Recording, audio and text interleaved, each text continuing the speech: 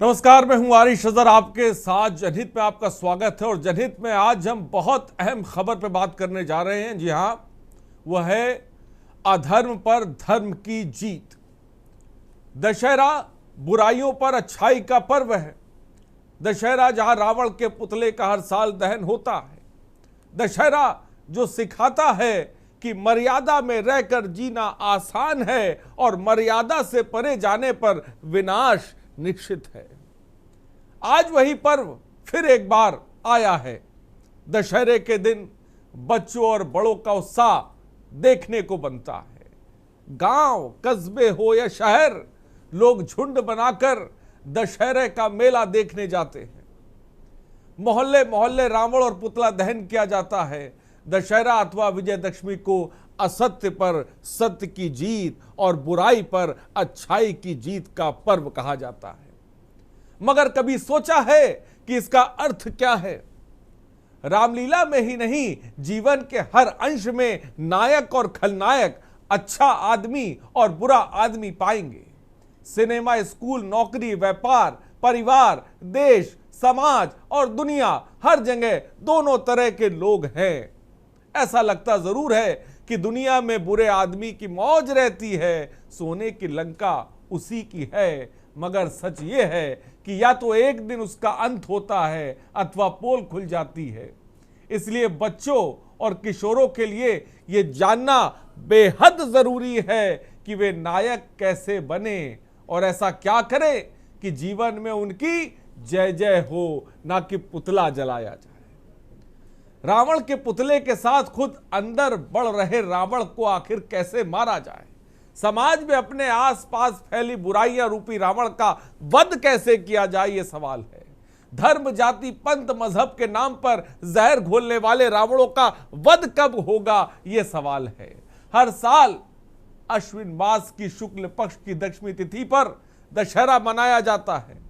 अब हम शास्त्रों की बात करें तो शास्त्र के मुताबिक दशहरा भगवान राम की रावण पर विजय का प्रतीक है। हम सब जानते हैं उन्होंने लंकापति रावण का वध कर धर्म और सत्य की जीत की रक्षा की थी। अन्य ग्रंथों के मुताबिक इस तिथि पर मां दुर्गा ने महिषासुर नामक राक्षस का भी वध किया था। इसलिए दशहरे को शक्ति की जीत का पर्व कहा जाता है और इस खास अवसर पर रावण, मेघनाद और कुंभकर्ण के पुतलों का दहन भी किया जाता है, जिसे बुराई पर अच्छाई की विजय का प्रतीक भी कहते हैं। इस दौरान पुतलों के दहन के बाद सभी एक दूसरे को इस दिन की शुभकामनाएं देते हैं, लेकिन खुद को अंदर का रावण का अंत कब होगा, ये सवाल सबसे बड़ा है। और इसी सवाल को हम आज जनहित में उठाएंगे कि अंदर के रावण का इंसान वध कब करता है। अब जनहित का यही सबसे बड़ा सवाल है और इसी के इर्द गिर्द हम रहेंगे और तमाम गेस्ट भी हमारे साथ जुड़ेंगे और जिनसे हम चर्चा करेंगे और इन सब के बीच तस्वीरें भी आपको दिखाएंगे, जो तमाम जगह की तस्वीरें हैं। गोरख मंदिर में जहाँ विजय शोभा यात्रा निकाली जा रही है और इन सब के बीच देखिए 5 तस्वीरें आपकी टीवी स्क्रीन पर। कानपुर, महोबा, गाजियाबाद, रायबरेली, अलीगढ़, ये तस्वीरें हैं जहां पर रावण के पुतले का दहन किया जा रहा है। लेकिन दशहरे का अर्थ क्या है, जिसको हमें समझने की ज़रूरत है, क्योंकि इस दिन एक बहुत बड़ा संदेश भी निकलता है। जीवन आगे बढ़ता चला जा रहा है, लेकिन जीवन में हमें समझना पड़ेगा कि सही क्या है और गलत क्या है, और अगर गलत है तो उसे ख़त्म कैसे करना है। ये कई ऐसे सवाल हैं जिसमें पूरा का पूरा जीवन टिका हुआ है। लेकिन आज हम देख रहे हैं कि हम दशहरे का रावण तो हर साल जलाते हैं, लेकिन अंदर से उन बुराइयों का अंत कभी नहीं करते और ये तादाद बढ़ती ही चली जा रही है। और हम देखते जा रहे हैं कि लोग अपने अंदर से बुराइयों का अंत नहीं कर पा रहे हैं। लेकिन कहते हैं और एक शेर कहा जाता है कि झूठ बेवजह की दलील देता है, सच अपना वकील देता है। तो सच जो है वो अपना वकील खुद देता है और सत्य के साथ हमेशा खड़े रहना चाहिए, चाहे सत्य अकेला ही क्यों ना हो। तमाम गेस्ट हमारे साथ जुड़ रहे हैं, शिवेन और तमाम गेस्ट हमारे साथ जुड़ेंगे, उनसे आपका तारुफ भी कराएंगे। लेकिन उससे पहले ये तस्वीरें आपके साथ कानपुर की तस्वीर देखिए, जहां पर भव्य दशहरा मनाया जा रहा है और भव्य रावण की भी तैयारी की गई है। वहीं दूसरी तस्वीरें आप रायबरेली की देख रहे हैं। रायबरेली में भी दशहरे के रावण के लिए जो कारीगर हैं वो तैयार कर चुके हैं और आज क्योंकि दशानन को जलाना है। गाजियाबाद की तस्वीर आप देख सकते हैं, महोबा की तस्वीर आप देख सकते हैं, अलीगढ़ की तस्वीर आप देख सकते हैं।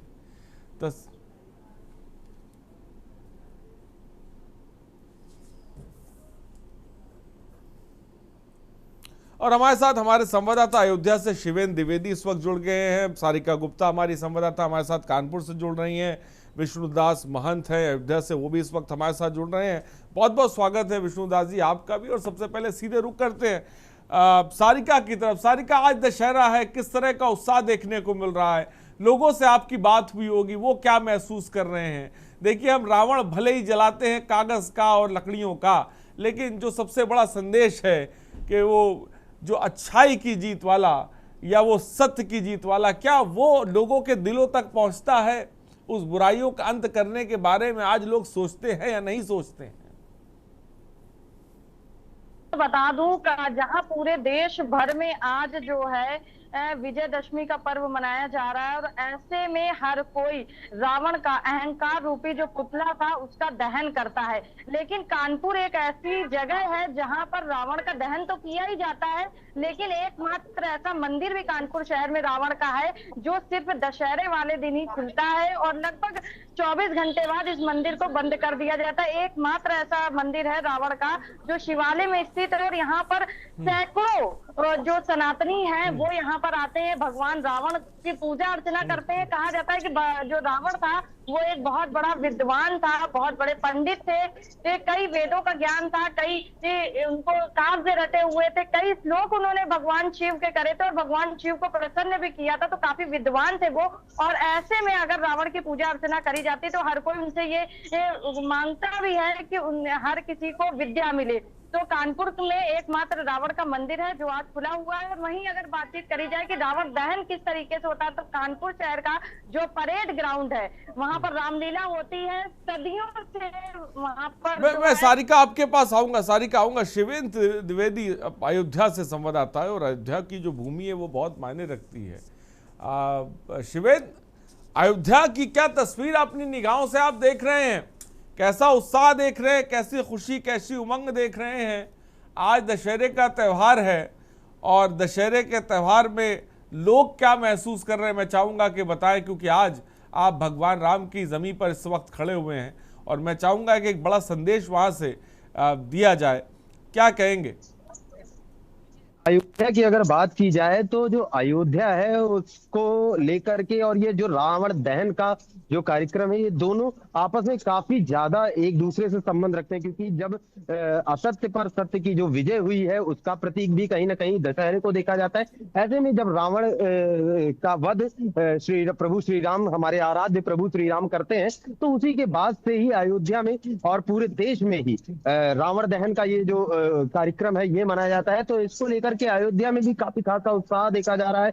लोग तमाम दूर दूर से चलकर अन्य प्रदेशों से भी अयोध्या में आते हैं और इस कार्यक्रम में सम्मिलित होना चाहते हैं। यहाँ पर करीब 9 दिवसीय पहले से ही 9 दिन के पहले से ही फिल्मी सितारों के द्वारा एक रामलीला का मंचन किया जा रहा था, जिसमें कई अनेक देश के जो कलाकार हैं वो आए और उन्होंने अपनी जो कलाकृतियां हैं, जो उन्होंने अदाकारियां हैं उसको दिखाया, रामलीला का जो मंचन किया। आज जो कि अभी शाम को 7 बजे के करीब करीब 35 से 40 फीट का यहाँ पर एक रावण का निर्माण किया गया है, जिसका दहन का भी कार्यक्रम होगा। उसमें भी तमाम वैज्ञानिकताओं को भी जोड़ के रखा गया है। कहा जा रहा है कि उसमें से जब रावण का दहन होगा तो रावण रोएगा और रावण की चीखें भी निकलेंगी। तो ऐसा भी कुछ किया जाएगा। इसके पहले यहाँ पर पूरे भारत में पास भी आऊंगा और जो हाईटेक रावण है इसके बारे में जो आप बता रहे हैं मैं इसके बारे में पूछूंगा, लेकिन विष्णुदास महंत जी हैं अयोध्या से हमारे साथ है। विष्णुदास जी, बहुत बहुत स्वागत है सर आपका के न्यूज पे। मेरी आवाज पहुंच रही है आप तक?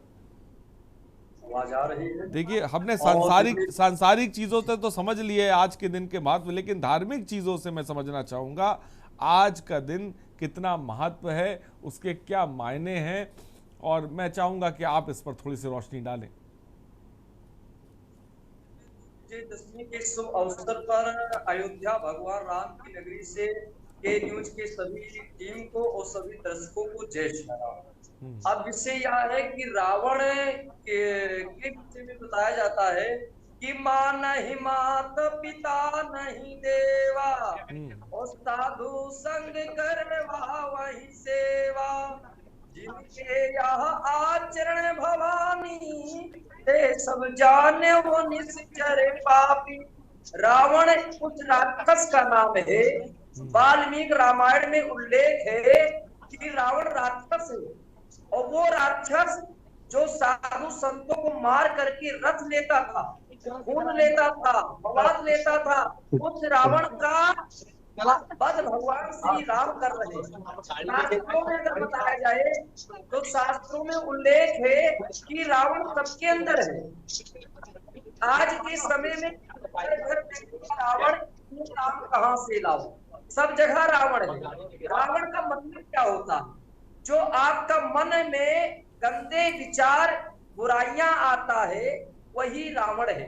कौन तेरा शत्रु है, कौन तेरा मित्र, मन ही मेरा शत्रु है, मन ही मेरा मित्र। तो जो मन में बुराइयां आता है वही रावण है।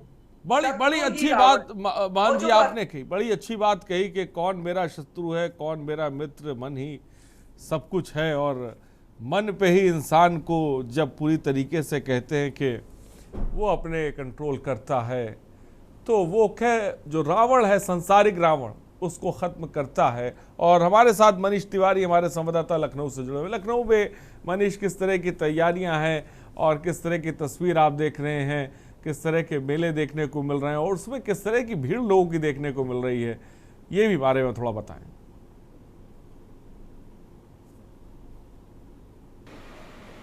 जी बिल्कुल, अगर देखा जाए तो आज विजयदशमी के मौके पर और जिस प्रकार से आज रावण दहन का जो है मौका है और लखनऊ के जो है रामलीला ग्राउंड में जो है इसकी पूरी तैयारी की गई है और जो माना जा रहा है अगर भव्य रूप से इसका आज देखने को मिलेगा। और जिस तरीके से पिछली बार जो है करीब 40 फीट का जो है रावण की का पुतला बनाया गया था, अब की बार उसको 60 फीट का बनाया गया है। और जो माना जा रहा है कि करीब 22,000 लोग जो है यहाँ पर रामलीला ग्राउंड में पहुँचेंगे। और उत्तर प्रदेश के जो डिप्टी सीएम हैं ब्रजेश पाठक और साथ ही सांसद दिनेश शर्मा जो है इस भव्य मौके पर यहाँ पर रहेंगे। और जिस प्रकार से जो है लखनऊ वासियों के लिए या आसपास के लोग जो ज़िले से जुड़े जो लोग हैं वो भी यहाँ पर मौके पर पहुँचते हैं सभी अपने परिवार के साथ, क्योंकि बच्चों के में जो है रावण दहन का क्या कारण है, इसी मौके पर जो है परिवार वाले जो है अपने बच्चों को बताते हैं कि किस वजह से, किन कारणों से रावण का ये पुतला फूंका जा रहा है, जहाँ पर दिखाया जाता है कि असत्य के सामने सत्य की जीत, जो एक सबसे अहम पॉइंट है जिसके माध्यम से ये एक मैसेज पूरी जनता, खास तौर से परिवार के जो बड़े लोग हैं वो अपने बच्चों को देना चाहते हैं।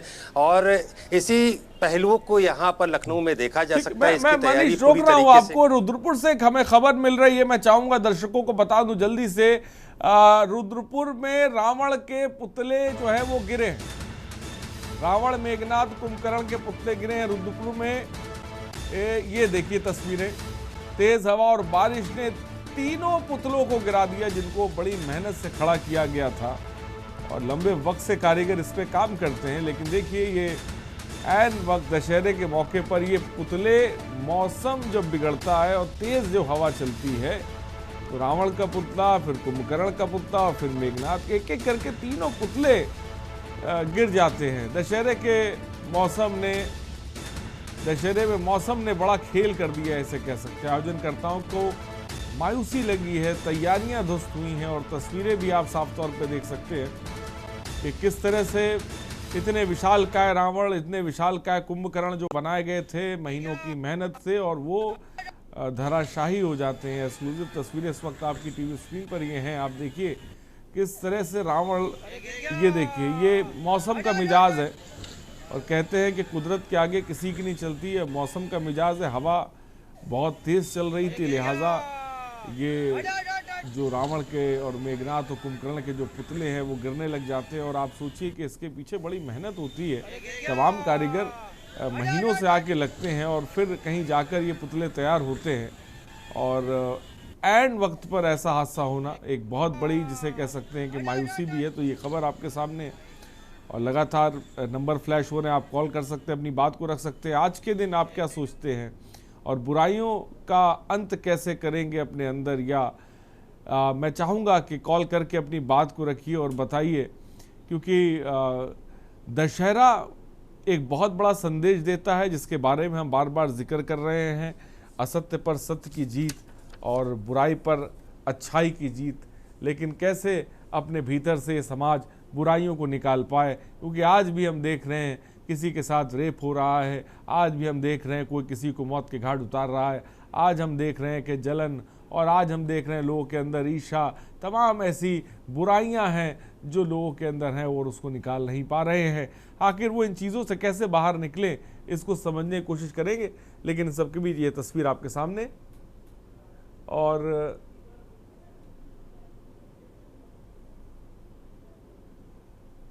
तो तस्वीरें इस वक्त अपनी टीवी स्क्रीन पर आप देख रहे हैं कि रुद्रपुर में कैसे रावण, कुंभकर्ण और मेघनाथ के पुतले, और कल की राम हमारे संवाददाता इस खबर पर अधिक जानकारी के साथ जुड़ रहे हैं।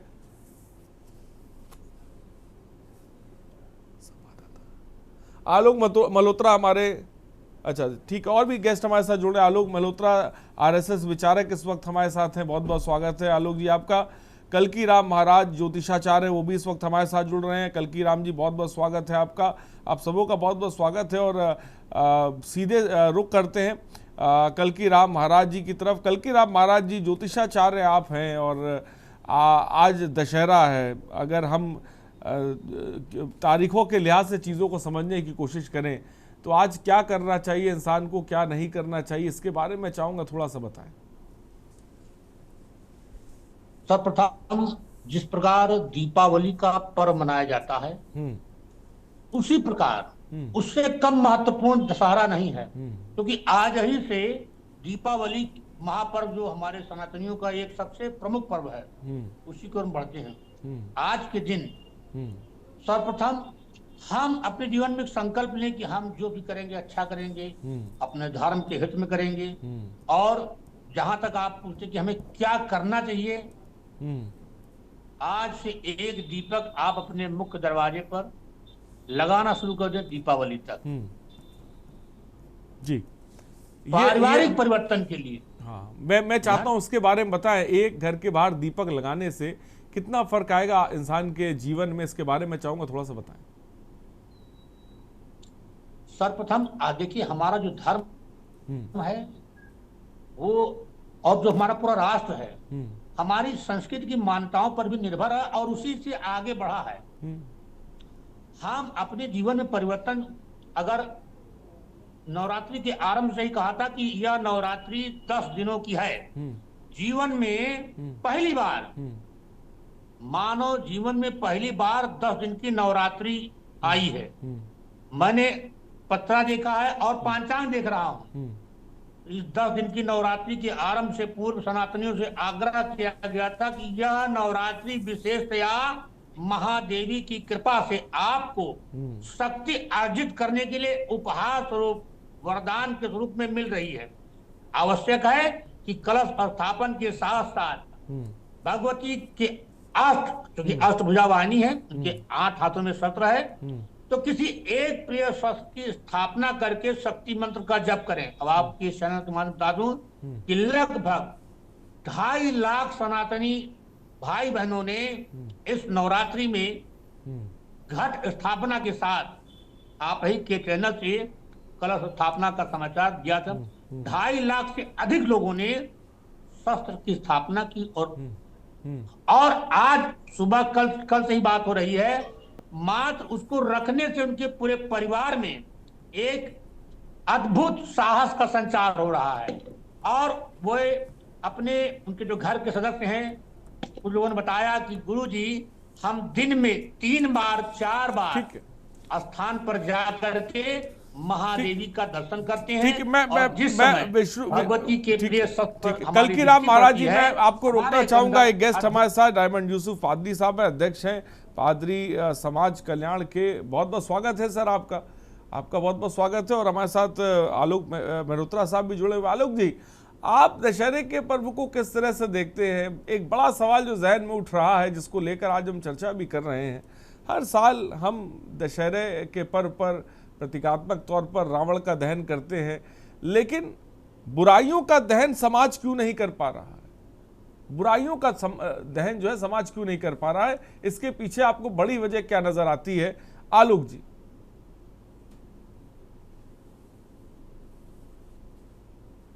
हाँ, आलोक जी अनम्यूट कर लें। और सारिका और मनीष जी, मैं आपके पास आऊंगा। आलोक जी अपनी बात को रखें।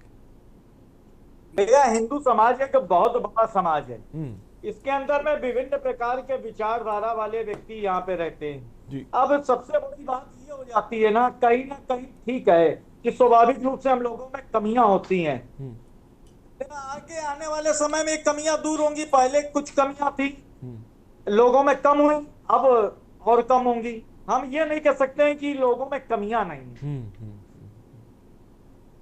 ठीक है, बड़ी बात आलोक जी ने कही। और यूसुफ पादरी साहब भी हमारे साथ है। डायमंड यूसुफ साहब, आप क्या कहेंगे आज के दिन को, अच्छाई पे बुराई की जीत को आप किस नज़रिए से देखते हैं? और जो संकल्प की बात कही जा रही है कि हमें संकल्प लेना चाहिए आज के दिन।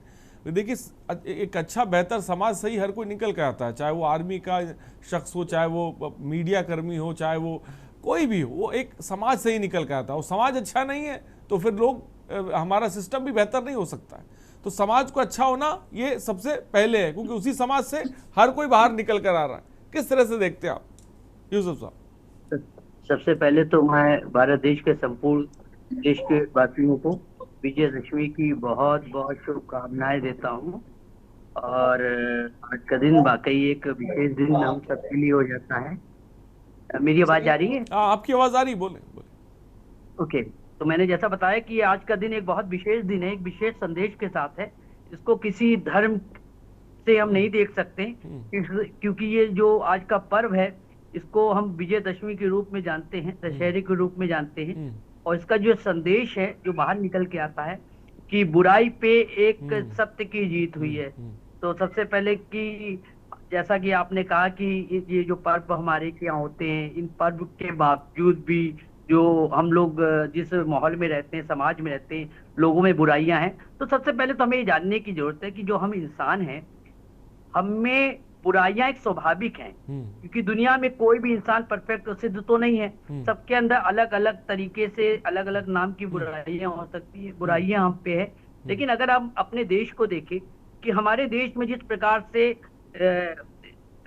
अलग अलग समाज के लोग रहते हैं, और पूरी दुनिया में एक ऐसा हमारा देश, भारत देश ऐसा है जिसमें हर जाति समूह के लोग यहाँ पर अलग विविधता है, उनके पर्व जो मनाए जाते हैं, और पर्व जितने भी मनाए जाते हैं वो एक भाईचारे के संदेश को ही देते हैं। तो चाहे वो आप विजयदशमी के पर्व को मनाएं, तो उसमें भी हम देखते हैं कि इंसान कितना भी बुरा हो और कितना भी अपनी ताकत, बुराई की ताकत से किसी भी कमजोर को या सत्यता को दबाने की कितनी भी कोशिश कितने लंबे समय तक करे, लेकिन जीत तो आखिर सत्यता की होती है। तो विजयदशमी का जो ये पर्व है, इससे हम सबको, मानव जाति को एक संदेश मिलता है और बल मिलता है कि आपके सामने जो इंसान खड़ा है और आपकी अच्छाइयों को दबाने की कोशिश कर रहा है, और कितना ताकतवर क्यों ना हो, पर आप मैं इसी बात को आगे बढ़ाता हूँ यूसुफ साहब, मैं आपकी बात को आगे बढ़ाता हूँ। विष्णुदास जी, जो पादरी साहब कह रहे हैं कि भाई बुराइयों पे लगाम पाना इतना आसान नहीं है, और हमारा भारत की अगर बात करें जहाँ विविधता है, जहाँ पर सनातन जिसे कह सकते हैं संस्कृति है, क्या उसमें ऐसी कोई चीज़ है जिसके तहत हम इन बुराइयों पर लगाम लगा सकते हैं और जिसे कह सकते हैं अपना जो व्यक्तित्व है उसको बेहतर कर सकते हैं, बुराइयों से बाहर निकल सकते हैं और एक बेहतरीन इंसान बन सकता है और बेहतरीन समाज बन सकता है? विष्णुदास जी, बहुत सुंदर बात आपने कहा, और मैं बताना चाहता हूँ कि महापुरुष, आज विजयदशमी है, विजयदशमी में महापुरुषों का दोहा एक कहा जाता है कि देखो अपने आप को ओ समझो अपने आप, अपने को जाने बिना मिटे न भव संताप। गुण अवगुण तो सब में व्याप्त है, और वो अवगुण, वो बुराई कैसे समाप्त होगा? वो बुराई तभी समाप्त होगा जब आप दूसरों की बुराई देखना बंद कर दो, अपने अंदर देखो कि मेरे अंदर कितनी बुराई है। और उसमें लिखा निंदक नेरे राखिए आंगन कुटी छवाए। इसका मतलब क्या है? जो निंदा करे उसको नजदीक रखो, जो बुराई करे उसको नजदीक रखो, तो आप बिन साबुन बिन पानी मन निर्मल होगा, आपकी बुराइयां समाप्त होगा। जब आपकी अधिक बुराई होने लगेगा, जब आपकी अधिक बुराई लोग देखेंगे तो ऑटोमेटिक आपके अंदर बुराई समाप्त होगा। यही कारण है हमारे जीवन में, आपके जीवन में, सबके जीवन में बुराई था। रावण के अंदर बहुत बुराई था। एक बार मंदोदरी कहने लगी कि स्वामी, जिनसे तुम विरोध कर रहे हो वो कौन है जानते हो? वो नारायण हैं, वो अवतारी हैं, वो विष्णु के अवतार राम हैं। उनसे विरोध मत करो, माता सीता को दे दो और उनके चरणों में जाओ, सारा अपराध क्षमा कर देंगे। तो रावण कहता है, मंदोदरी हमको संपूर्ण ज्ञान है, मुझे मालूम है कि ये नारायण हैं, मगर अगर मैं इनसे प्रेम लगूंगा करने तो राक्षस कुल का उद्धार नहीं होगा, राक्षस कुल का उद्धार नहीं होगा। इसीलिए मैं इनसे विरोध रहा हूं कर कि सारा राक्षस कुल भी उद्धार हो जाए और मेरा जीवन भी उद्धार हो जाए, मुझे भी मुक्ति मिल जाए। क्योंकि रावण वो है जो राम के तत्व को जानता है, राम के प्रभाव को जानता है, और रावण के लिए ही तो भगवान ने अवतार दिया है। रावण कौन था? जय विजय द्वारपाल ही तो था, जो श्राप के कारण रावण बना। और रावण के जैसा शिव भक्त कोई नहीं है। रावण वो विष्णुदास जी, बहुत अच्छी बात आपने कही, बहुत अच्छी बात आपने कही। बुराई पर कैसे लगाम लगाई जाए, और हमारे तमाम संवाददाता भी खड़े, उनके पास हम आएंगे। सारिका हमारे साथ हैं, मनीष हमारे साथ हैं, और हमारे संवाददाता अयोध्या से शिवेंद्र भी हमारे साथ है। मैं आऊंगा आपके पास तो पूछूंगा कि कहाँ पे किस तरह के रावण बने और कितने हाइट है, इसके बारे में भी आपको बताएंगे। लेकिन तो एक छोटे से ब्रेक के लिए जल्द हाजिर होंगे।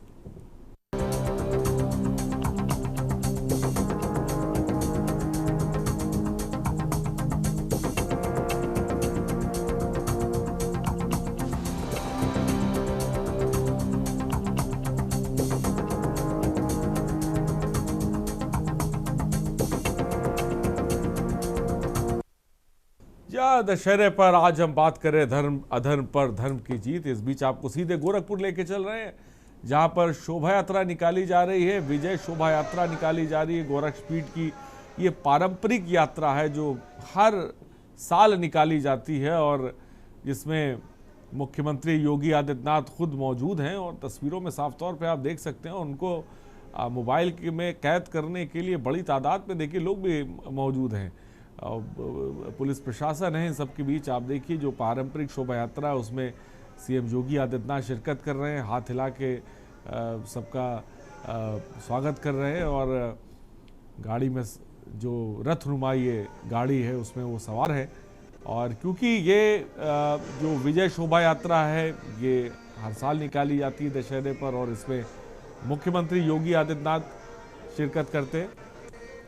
और हमारे साथ हमारे संवाददाता इस वक्त सारिका गुप्ता है। सारिका, बहुत से बच्चे हैं, लोग हैं, आज पहुंचेंगे, परेड पहुंचेंगे कानपुर के, जहां पर वो रावण देखेंगे। तो मैं चाहूँगा कि थोड़ा सा रावण के बारे में बताएं, इस बार कितना हाईटेक है और कितना ऊंचा है, और क्या खूबियाँ उसके अंदर हैं, और इसके बारे में थोड़ा सा बताएं। और क्या कुछ इस बार खास है, हर बार की तरह क्योंकि कुछ खास होता है, तो इस बार खास क्या है?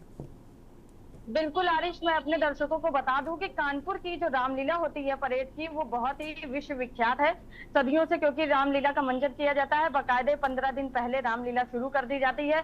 अयोध्या से और वृंदावन से यहाँ पर जो कलाकार हैं वो मंचन करते हैं, बाकायदे पूरी रामलीला फरमाई जाती है। और कहीं ना कहीं यहाँ का रावण जो होता है वो भी बहुत बड़ा होता है। इस बार जो है यहाँ पर 90 फीट का रावण बनाया गया है, और इस 90 फीट के रावण में सबसे अच्छी बात यह है कि रावण की जो आंखें हैं वो चमकेगी, कहीं ना कहीं उसमें लाइटें लगाई गई हैं। उसका सर जो है वो घूमेगा, वो चारों तरफ देखेगा कि कितनी पब्लिक आई है, और उसके साथ साथ उसकी जो मुंह है, उनके मुंह से भी आग निकलेगी। जब किसी की हत्या कर दी जाती है या किसी का दहन किया जाता है तो उसके अंदर एक आक्रोश होता है, तो कहीं ना कहीं रावण अपना आक्रोश जो है वो मुंह की आग से बाहर निकालेगा, और कहीं ना कहीं अब आज मुंह से आग निकलेगी तो ये एक मनमोहक दृश्य होगा दर्शकों के लिए। और उसके साथ साथ एक भव्य आतिशबाजी का भी कार्यक्रम किया जाएगा। ये आतिशबाजी भी जयपुर के जो कलाकार है वो यहाँ पर आके करेंगे। बाकायदे आतिशबाजी में थीम रखी गई है महाभारत और रामायण की जो थीम है उस थीम पर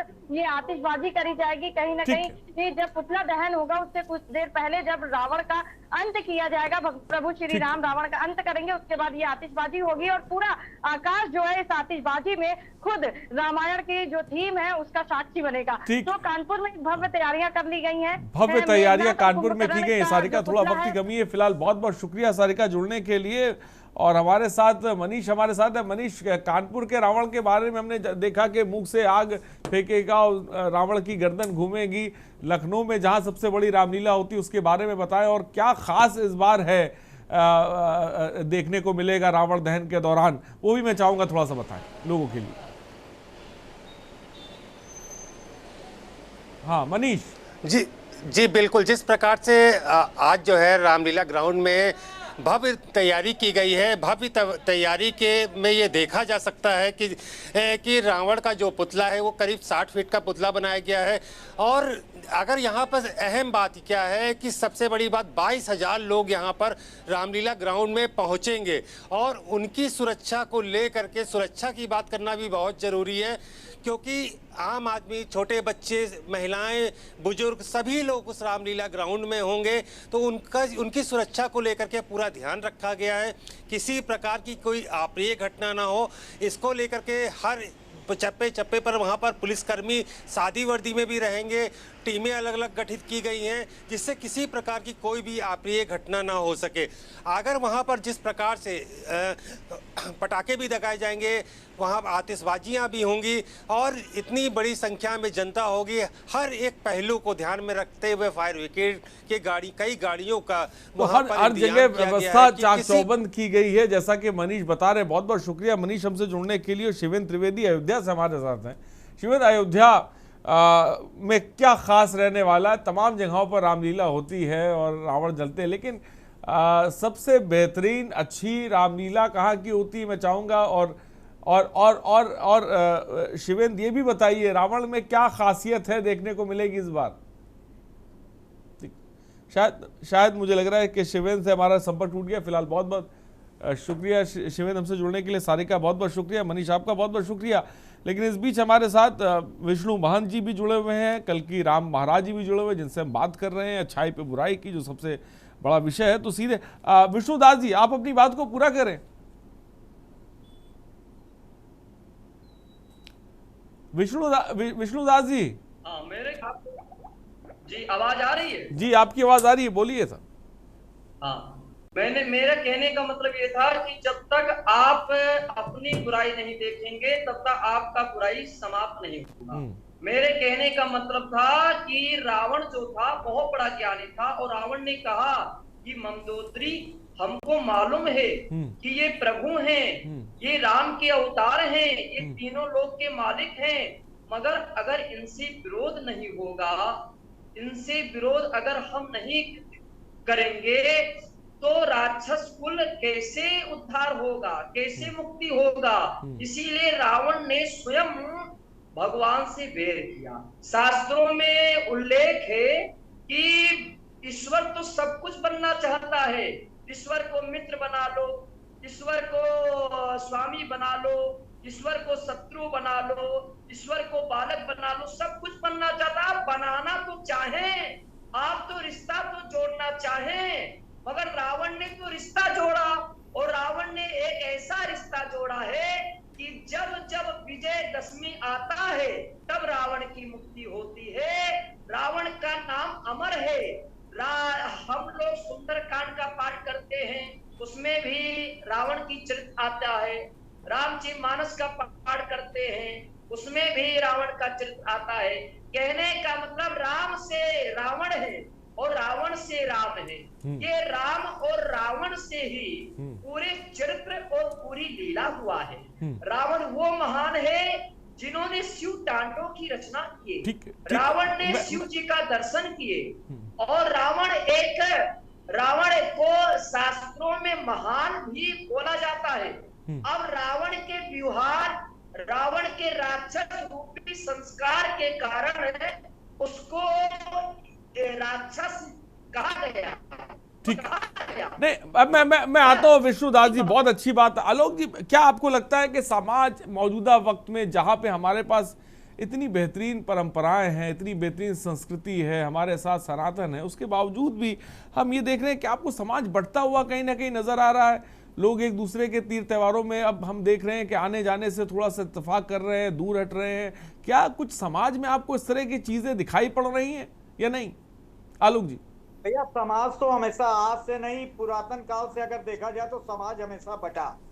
चाहे कहीं पे भी देखा जाए, कोई भी त्योहार होता है हम आपस में बढ़ जाते हैं। जैसे हम बात तो करते हैं, हम संघ के स्थान पे बात करते हैं कि हम हिंदू से सामान खरीदें, हम इससे खरीदें, लेकिन हम हिंदू कभी हिंदू का साथी नहीं है, कभी नहीं रहा और ना होगा। ये कमी है। ये आलोक जी जो आपने लफ्ज कहा, मैं हम हिंदू की बात कर रहे हैं, हिंदू शायद कोई लफ्ज नहीं है, ये बाहर का दिया हुआ लफ्ज है, लेकिन हम अगर सनातन के छाते के नीचे सबको ले आए तो मुझे लगता है कि ये शायद बेहतर रहे। और जैसा कि विष्णुदास जी कह रहे हैं, विष्णुदास जी जैसा कि कह रहे हैं कि बुराइयों को हम खत्म कर पाए, अगर हमारी सोच का दायरा ऐसा हो। देखिए, अभी वक्त तो लग रहा है, समय आया। एक समय मैंने वो समय देखा है 89 से लेके और 96 तक, जब सब यात्रा निकलती थी तो लोग राम नाम सत्य नहीं बोल पाते थे। आज आपको थानेदार चंदन लगाए आपको मस्तक में दिखेगा, वो पीरियड पे आ गया है। लेकिन समय बदलता है, धीरे धीरे बदलेगा, आगे बदलाव आएगा। हमें लोगों को बस तटस्थ रहना है। कैसा बदलाव आएगा? कैसा बदलाव आएगा आलोक जी? कैसा बदलाव आएगा आलोक जी? नहीं, अलग प्रकार का बदलाव आएगा। देखिए, पहले क्या होता था, हम जय श्री राम नहीं बोल पाते थे। जय श्री राम बोलने पे मुकदमा लिखता था। जय श्री राम बोलने पे लोगों की मतलब जवानियां खराब हो गई, उनके ऊपर इतने प्रकार के मुकदमे लगा दिए गए। वो इतने लाठी मारी जाती थी कि पूछिए नहीं, केवल क्या बोले जय श्री राम। ये थाना, पुलिस कचहरी, आज आपको अभिवादन करता हुआ दरोगा। ठीक है आलोक जी, आएंगे। ये विषय हैं जिनके लिए हम लोग रखते हैं, लेकिन क्योंकि आज खुशी का पर्व है तो मैं गिरीश शुक्ला, एक दर्शक हमारे साथ है। गिरीश जी, अपनी बात को रखें और बहुत बहुत स्वागत है आपका। मैं आप लोगों को बधाई त्योहार की। मैं ये कहना चाहता हूँ, परहित सरिस धर्म नहीं दूजा, पर पीड़ा सम पाप न दूजा। जीवन में पहले इसको उतार लीजिए, सब संत महात्मा बनिए और दूसरे को ज्ञान दीजिए। इसको उतारने के बाद कुछ दान देना सीखिए, प्रतिदिन कुछ न कुछ किसी न किसी को कुछ मदद करिए, यही आपको सिद्धि की ओर ले जाएगा। और अपने अपने धर्म ग्रंथों का पाठ अपने अपने घर में करिए। और आज के दिन नीलकंठ महादेव या महादेव की पूजा करनी चाहिए, क्योंकि ये शिव के कारण ही सब कुछ संभव हुआ। रावण का वध भी शिव के कारण, रावण महान बना तो शिव के कारण, राम महान बने तो शिव के कारण। इसलिए शिव की पूजा आज करनी चाहिए और उसके लिए जैसे जो कर सकता है करे। सबको ज्ञान बताने, सुनी सुनाई बातों के आधार पर कोई काम नहीं करना चाहिए। बहुत अच्छी बात गिरीश जी ने कही। और देखिए, गिरीश जी ने जो बात की उसमें एक निचोड़ उन्हीं ने निकाल दिया। उन्हीं ने कहा कि मदद भाव अगर आपके अंदर है तो आप बुराइयों को खत्म करके एक अच्छा इंसान बन सकते हैं। कभी कभी दर्शक भी कुछ ऐसी बात कह जाते हैं और वो भी अपने आप में कहते हैं बहुत बड़ी बात होती है। तो ये बात बड़ी है कि मदद भाव अगर इंसान के अंदर है, लोगों की मदद करने का, तो आप बुराइयों को अपने अंदर से खत्म कर सकते हैं। यूसुफ भाई, ये बात कैसी लगी बताएं? प्लीज रिपीट करिए। हाँ, मैं कह रहा हूं कि एक दर्शक जुड़े हुए थे, उन्हीं ने कहा कि अगर बुराइयों को खत्म करना है तो मदद भाव आपको अपने अंदर लाना पड़ेगा, और जब मदद भाव आपके अंदर आ जाएगा तो बुराइयां अपने आप नष्ट हो जाएंगी और आप साफ सुथरे निर्मल खड़े होंगे। क्या बात है, क्या बात। देखिए, एक्चुअली बहुत सी बातें मान विष्णुदास जी ने कही, आलोक मल्होत्रा जी ने कही, मैं उनकी बातों से सहमत हूँ। और जब अच्छाई बुराई की बात होती है तो कोई जाति भेद की बात नहीं होती कि कोई विशेष जाति के अंदर बहुत सही बात। हाँ बोलिए बोलिए बोलिए बोलिए। और मानव जाति के अंदर होती हैं। और खास तौर से तो मैं तो ये जानता हूँ, जैसा महंत विष्णु जी ने कहा कि अगर आपको बुराई को खत्म करना है तो इन्हीं आंखों से जब हम सामने देखते हैं तो बुराई दिखती है। बुराई को बुराई के तरीके से तो खत्म किया नहीं जा सकता है। बुराई को सबसे अच्छा जो तरीका है खत्म करने का, वो आपके अंदर की अच्छाई। सबसे मैंने अपने जीवन में बहुत सी चीजें जो संदेश के द्वारा ना सिखा पाया, लेकिन मैंने खुद उन चीजों को जब अपने जीवन से करा तो उन चीजों पे बड़ा प्रभाव पड़ा। जैसे एक छोटी सी बात है कि कोई हमसे बहुत नफरत करता है, कोई हमको बर्दाश्त नहीं कर सकता, हमारी बुराइयां करता है, तो उसके बावजूद भी आप उससे प्रेम करें, उसकी बुराई के बदले में बुराई ना करें। तो खुद आप अपने आप अंदर से एक संदेश देते हैं कि हमको बुराई पे कैसे विजय पानी है। आपने कई बार कई मूर्तियां देखी होंगी कि मूर्तियों के जो दृश्य होते हैं वो ऐसे करके होते हैं, हंसते हुए होते हैं। आप उनको गाली भी दें, उसके साथ कैसे भी बर्ताव करें, लेकिन उनका चेहरा एक मुस्कुराता हुआ चेहरा होता है, एक शुभ संदेश जैसा चेहरा दिखता है। इसी तरीके से कि बुराई को अगर आप अच्छाई में बदलना चाहते हैं तो आपको खुद अपने अंदर उसका प्रयोग करना पड़ेगा।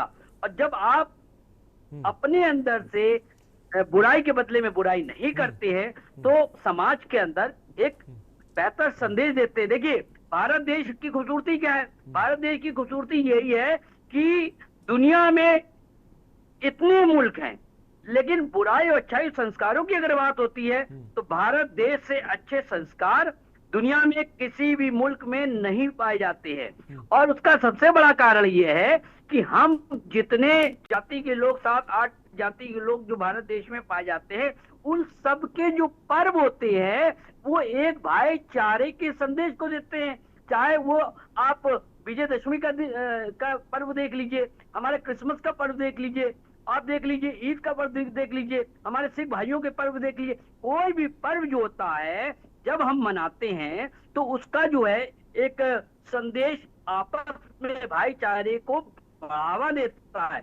और हमारा तो जो कानपुर जिसमें मैं रहता हूं, मैं आपको बता दूं कि उसमें जो भी पर्व होते हैं उसमें सर्वधर्म के लोग हम लोग मिलकर एक दूसरे को बधाई देते हैं और एक दूसरे के साथ खड़े होकर भाईचारे का एक संदेश देते हैं। तो अगर आपको समाज से बुराई हटानी है तो सबसे पहले आपको खुद अच्छा बनना पड़ेगा। अच्छा तो ऐसे होगा कि जब सामने वाला आपके साथ बुरा व्यवहार कर रहा हो तो आपको उस बुराई को खत्म करने के लिए खुद अच्छा बनने का ये बात आपने कही, बड़ी अच्छी बात कही। और मैं तस्वीरें में आऊंगा, मैं यूसुफ साहब आऊंगा, तस्वीरें दिखा दूं। गोरक्षपीठ की पारंपरिक शोभा यात्रा निकल रही है, जो आप तस्वीरें देख रहे हैं वो लाइव तस्वीरें देखिए, ये टीवी स्क्रीन पर आपके चल रही है। मुख्यमंत्री योगी आदित्यनाथ इस वक्त मौजूद हैं। अलीगढ़ का रावण और हम तमाम जगहों के रावण भी आपको दिखा रहे हैं, लेकिन उसके साथ साथ हम आपको इस वक्त जो है गोरखपुर की तस्वीरें हैं।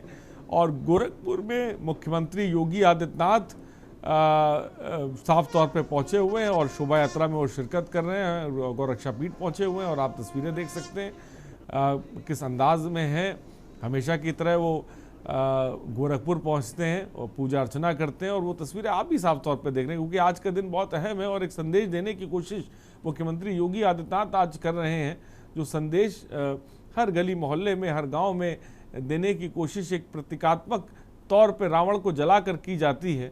और लेकिन उसके बाद हम उस पर भी चर्चा कर रहे हैं कि आखिर वो दिन निकलने के बाद कल का भी दिन होता है और कल फिर उसी दुनिया में संसारिक चीज़ों में आदमी मुब्तला हो जाता है, चला जाता है, और भ्रष्टाचार है और कहीं रेप है, कहीं कोई घटना कोई घटना, ये सब की खबरें हम लोग के पास लगातार आती रहती हैं। हमारे साथ जो है विष्णुदास महंत जी भी हैं। महंत जी, एक बात पादरी साहब ने कही और एक बात दर्शक जो थे उन्हीं ने भी कही। पादरी साहब ने कहा कि अच्छा बनना चाहिए इंसान को, अगर इंसान को जो है वो बुराइयों से दूर रहता है। लेकिन मुझे लगता है कि अच्छा बनना है तो आपको अपने अंदर एक सहायता भाव लाना पड़ेगा, एक मदद का भाव लाना पड़ेगा, जो एक अच्छे व्यक्तित्व को निखार के सामने लाएगा। स्वामी जी, क्या लगता है आपको? विष्णुदास जी, देखिए बात तो सही है, मगर आपको बताना चाहता हूं कि सबसे पहले राम का, हाँ जी, सबसे पहले राम का मतलब जानना चाहिए कि राम का मतलब, जिनको प्रेम मूर्ति है, जिनको बुराइयां से कोई मतलब ही नहीं है। लिखा है कि हम बुराई देखते हैं तब बुराई प्रवेश होता है। अगर किसी को अच्छा बनना है तो वो अच्छाई देखेगा तो अच्छाई प्रवेश हो जाएगा, और जब हम किसी की बुराई देखेंगे तो बुराई प्रवेश हो जाएगा। उदाहरण मैं देता हूं, कहने का मतलब कचरा को देखने वाला स्वयं कचरा बनने की कोशिश करता है। जिस तरह कोई भी व्यक्ति गंदगी मार्ग पे जाता है तो वो गंदा हो जाता है, उसके चाहले पर जाते हैं पाँव में। उसी तरह जब फूल बिछे वाले मार्ग पे जाता है तो फूल आते हैं पाँव में। कहने का मतलब आपको मार्ग चुनना है कि आप अच्छा बनना चाहते हैं कि आप बुरा बनना चाहते हैं। अच्छाई बुराई आप पर है निर्भर। आप अपने बुराइयों को समाप्त नहीं कर सकते हैं, आप तभी बुराई को समाप्त कर सकते जब आप बुराई के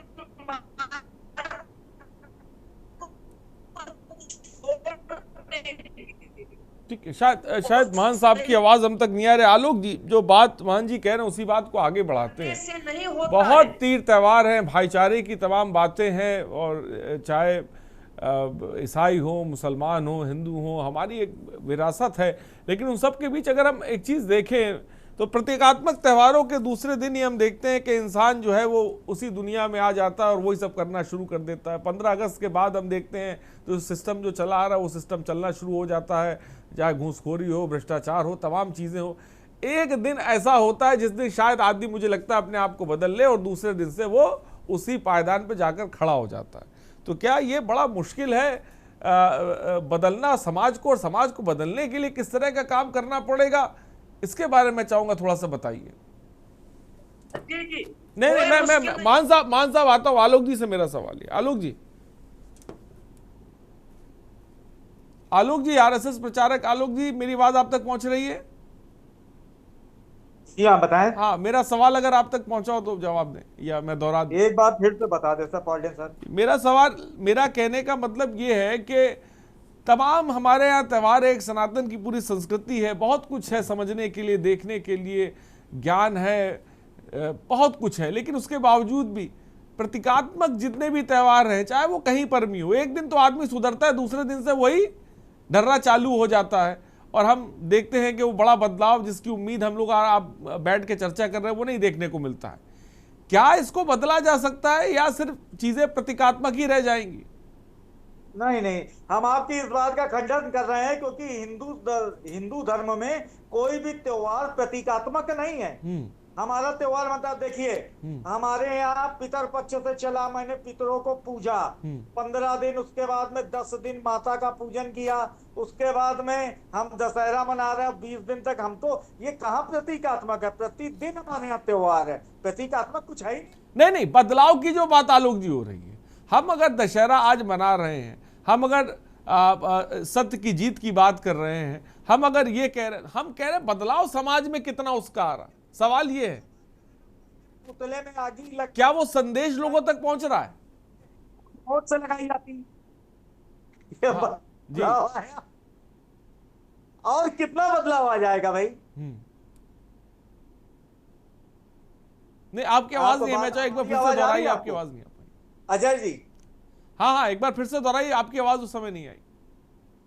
मैंने कहा कि पहले पुतले को आगी लगाई जाती थी, अब रिमोट से पुतला जलाया और कितना बदलाव देखेगा ये समाज है। लगातार बदलाव आपको देखने को मिलेंगे, लगातार बदलाव, धीरे धीरे बदलेगा। अब आप सोचे सब आज ही हो जाए भाई? दाल आप पतीले में चढ़ाएंगे, गैस पे रखेंगे, खाना बनेगा तभी तो आप खाओगे। समय तो दीजिए कम से कम, एक सरकार मिली तो है कम से कम। नहीं, मैं कोई सरकार, देखिए मैं कोई मिलेगा। आलोक जी कोई सरकार की बात यहाँ पे नहीं हो रही है आज। कोई सरकार की बात, कोई पॉलिटिकल बात मैं बिल्कुल नहीं कर रहा हूँ ना, मैं सिर्फ सामाजिक बात कर रहा हूँ। सामाजिक बात हो रही है यहाँ पे, कोई पॉलिटिकल। मैंने एक बार भी नहीं कहा मुख्यमंत्री का नाम या प्रधानमंत्री का नाम या बीजेपी का नाम या कांग्रेस का नाम, मैंने कहीं नहीं लिया। प्रधानमंत्री बीजेपी का नाम ही नहीं लिया ना। हाँ, मैं ये कह रहा हूँ बदलाव की बात, इंसान में, समाज में बदलाव। क्योंकि देखिए समाज से ही हर आदमी निकल कर आता है भाई, आईएएस भी वही बनेगा उसी समाज से निकल कर, पीसीएस भी उसी समाज से निकल कर बनेगा, आर्मी भी उसी समाज से निकल के बनेगा, डॉक्टर भी उसी समाज से निकल कर। तो समाज अगर बेहतर नहीं होगा तो आने वाले जो पेशे हैं, सभी क्या नवरात्र का पूजन होता है, सबक्या कन्या खिलाई जाती है, और कितना बदलाव होगा। ये धीरे धीरे बदलाव तो है ना। ये हम लोग तो एकदम सामूहिकता से त्योहार मना रहे हैं। बहुत अच्छी बात है। विष्णुदास जी बोले, फिर मैं यूसुफ साहब आपके पास आता हूँ। विष्णुदास जी। जी जी, पहले आज विजयदशमी है, इसीलिए मैं एक मंत्र आपके चैनल के माध्यम से सुनाना चाहता हूँ। बेशक। उसके बाद जी। वाणी गुणानुकथने श्रवणो कथायाम हस्तौ च कर्मसो मनस्थो पादयोरिणा स्मृत्याम सृष्टो निवास जगत प्रणामे दृष्टि ही सताम दर्शने अस्तु भवत्तनुनाम। इस पृथ्वी पे जितने भी मनुष्य हैं, जब एक जीव शरीर को धारण करता है तो बुराइयां भी प्रवेश होने लगती हैं, मगर वो चाहता है अपनी बुराइयों को समाप्त करने में लगा रहता है। वो उसकी बुराइयां धीरे धीरे समय के आधार पर कभी ना कहीं जब ठोकर खाता है तो बुराइयां समाप्त होने लगती है। बताना चाहता हूं कि जीवन का सार क्या है, दुख क्या है और सुख क्या है। दुख वो है जो सारी परिस्थिति के कारण समय के आधार में अगर दुख प्राप्त हो और दुख का अनुभव होता है तो वही दुख है, और दुख मिलने के बाद भी अगर दुख का अनुभव ना होता हो तो वो दुख नहीं है। सुख जीवन में आता है, बस सुख का अनुभव भी अधिक नहीं करना चाहिए, क्योंकि सुख और दुख दो पहिया है। रावण के अंदर एक बार दुख आया था। रावण ने कहा कि मंदोदरी आज मैं बहुत दुखी हूं। स्वामी क्या कारण है, तुम क्यों दुखी हो? उन्होंने कहा आज मैं इतना दुखी हूं, मैं इतना दुखी हूं कि राम को मैं जानता हूं। ठीक है, चलिए वक्त की थोड़ी सी कमी। विष्णुदास जी बहुत बहुत शुक्रिया, मैं समय नहीं दे पाया। यूसुफ साहब आपको माजरत चाहता हूँ, बहुत बहुत शुक्रिया फिलहाल।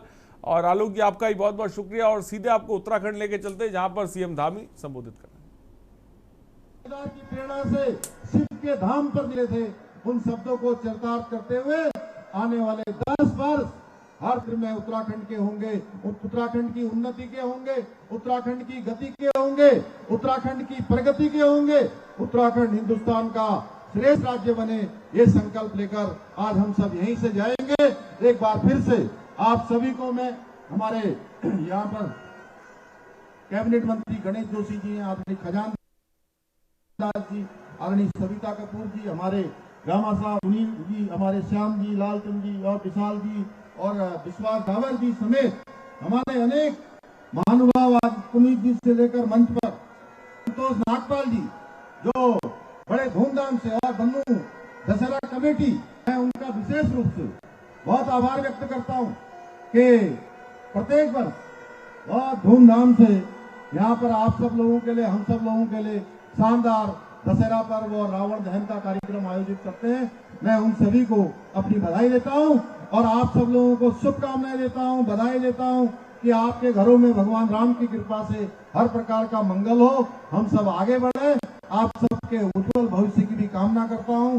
बहुत बहुत धन्यवाद। जय हिंद, जय भारत, जय उत्तराखंड, भारत माता की जय। राम, जय श्री राम, जय श्री राम। तस्वीरें हैं, बड़ी तादाद में लोग हैं और सीएम पुष्कर सिंह धामी ने अभी लोगों को संबोधित किया और आज के दिन के महत्व के बारे में बताया। और आप ये जो तस्वीरें देख रहे हैं, ये देहरादून के परेड ग्राउंड की तस्वीरें, जहां पर एक रावण जो है खड़ा किया गया है। और दूसरी तस्वीर आप देख सकते हैं उत्तर प्रदेश में गोरखपुर की तस्वीर है, जहां पर मुख्यमंत्री योगी आदित्यनाथ हैं और एक तरफ मुख्यमंत्री पुष्कर सिंह धामी जो परेड ग्राउंड पहुंचे। और यहाँ पर आप देख सकते हैं कि किस तरह से जो मुख्यमंत्री योगी आदित्यनाथ है पूजा अर्चना कर रहे हैं भगवान राम की, भगवान लक्ष्मण की, भगवान सीता की, और हाँ जो पात्र बने हुए हैं उनकी पूजा जो है वो मुख्यमंत्री योगी आदित्यनाथ कर रहे हैं। और दूसरी तरफ आप देख सकते हैं देहरादून की तस्वीरें, जहाँ पर परेड ग्राउंड इस वक्त पहुंचे हुए हैं सीएम पुष्कर सिंह धामी। और एक तस्वीर आप मुख्यमंत्री योगी आदित्यनाथ की देख रहे हैं जो पात्र बने हुए हैं। उनकी पूजा कर रहे हैं। हनुमान जी भी आपको नज़र आ रहे हैं और भगवान राम भी देखिए नज़र आ रहे हैं, जो है माता सीता और भगवान लक्ष्मण भी साफ तौर पे आप देख सकते हैं। यही एक विरासत है, ये एक परंपरा है और यही भारत की पहचान है और यही भारत की विविधता है, जहाँ पर कहा जाता है कि हमारी संस्कृति ही दुनिया में अलग हमें पहचान दिलाती है और यही वजह है कि भारत दुनिया में जाना जाता है, पहचाना जाता है अपनी परंपराओं की वजह से, अपनी संस्कृति की वजह से, अपने सनातन की वजह से, अपने संदेश की वजह से। और साथ ही साथ जिसको लेकर आज हम जोर दे रहे हैं कि हमें कुछ संकल्प लेना है कि कल का दिन जब हो तो हमारे अंदर कुछ बदलाव आना चाहिए। और एक बहुत बड़ी बात ये भी निकल कर सामने आई कि सहायता भाव, मदद भाव जब आप रखेंगे तो एक अच्छे इंसान आपके अंदर से निकलना शुरू होगा, अच्छा जीवन निकलना शुरू होगा, एक रोशनी शुरू होगी, एक ज्योति शुरू होगी जिससे दूसरे लोग प्रभावित होंगे। तो मदद भाव आपको हमेशा करीब लाएगा और नफरत भाव जो होगा वो हमेशा दूर ले जाएगा। इसलिए हमेशा जो सहायता का भाव हो वो लोगों को अपने अंदर रखना चाहिए। और अगर आप ये रखते हैं, विश्वास मानिए, जैसा कि हमारे साथ कल की राम जी बैठे हुए थे, उन्होंने कहा कि घर के बाहर जो है आपको दीप जलाने की ज़रूरत है और उससे जो एक पॉजिटिविटी जो है साफ तौर पे आती है। लेकिन उसी तरीके से जब आप किसी को कुछ देते हैं अपने हाथों से, चाहे वो आप सप्ताह में एक दिन दें या महीने में एक बार किसी को खाना खिलाएं या कुछ भी दें उसको मदद का, तो आपके अंदर जो पॉजिटिविटी आएगी वो महाशक्ति की है।